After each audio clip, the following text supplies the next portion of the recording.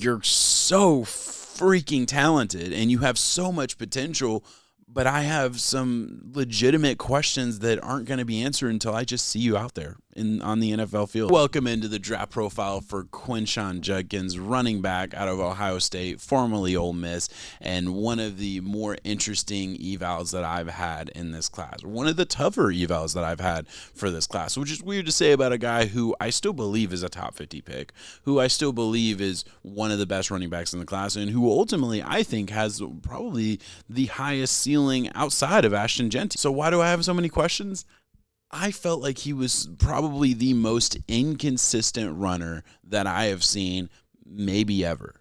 The difference between his games in the highest games, and let's be clear, he showed up for the biggest games. He showed up in the playoffs, and he showed up at Ole Miss. But for the majority of the regular season at Ohio State, it looked like he's on cruise control almost compared to what I know he's capable of.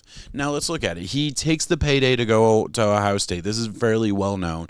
Ole Miss could have probably kept him, probably could have paid him, chose not to, chose to let him go on because he was clearly in it for the money and he wanted to get the payday. I don't have a problem with that, by the way.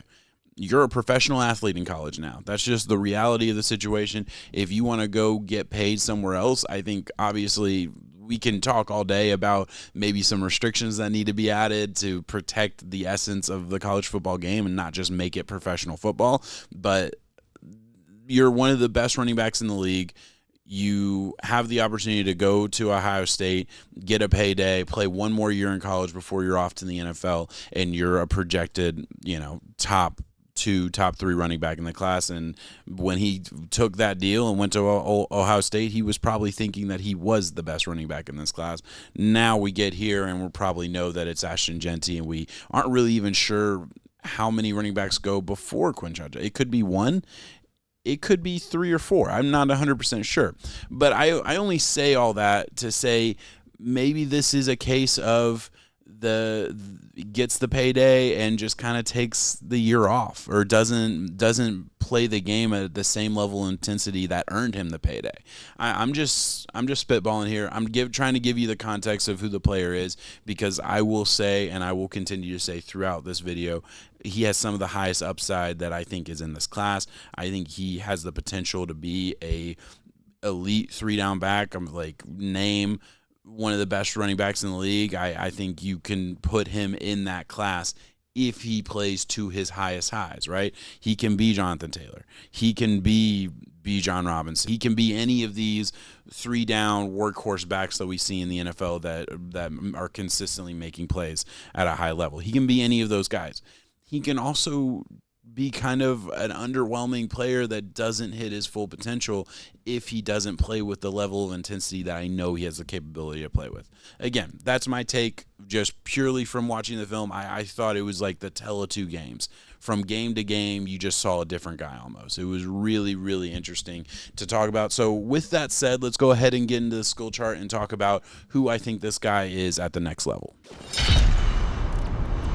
I think the best way to talk about Judkins is to talk about the combination of explosiveness and power, right? At a 6.8 for power and a 6.1 for explosiveness, those are both borderline elite grades for me. Explosiveness and power is definitely going to be his best traits. It's going to be what he is kind of known for, and it's why I think he is such a great candidate to be a 3-down workhorse back in the NFL. I think he has all the capabilities to do that, right?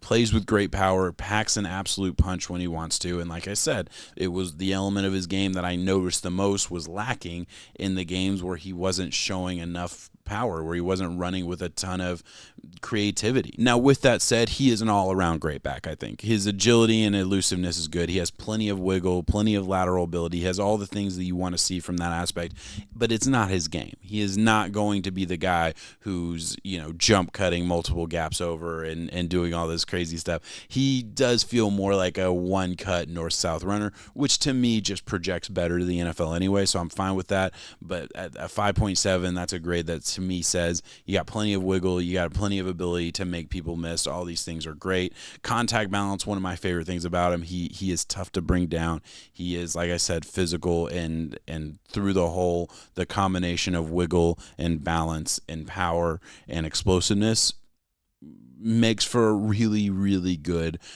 running back in the NFL, right? And I gave him a 7.1 a burst. That was the only elite grade that I gave him because that was one of the only aspects of his game that I felt like you saw no matter where you were at, right? I saw it in every single game. His initial burst is really, really good. Now, with that said, his ability in the open field is a significantly lower grade at a 5. This is a pretty average to maybe slightly below average grade for NFL running backs. It's an overall average grade for me and plus grade for me, but it's not by much and not really where you want to be when you're talking about a top 5 pick at the position, ranking wise. You know, he'll be one of the top 5 running backs drafted is what I mean.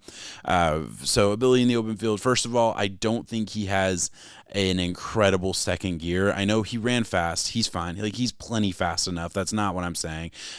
But his second gear in the open field didn't blow my mind by any means. And yeah, I don't think he's super creative at the second level. I think he just kind of runs into contact and gets what he can get. But is there that playmaking ability in the open field that you maybe want to see from some of these top tier players?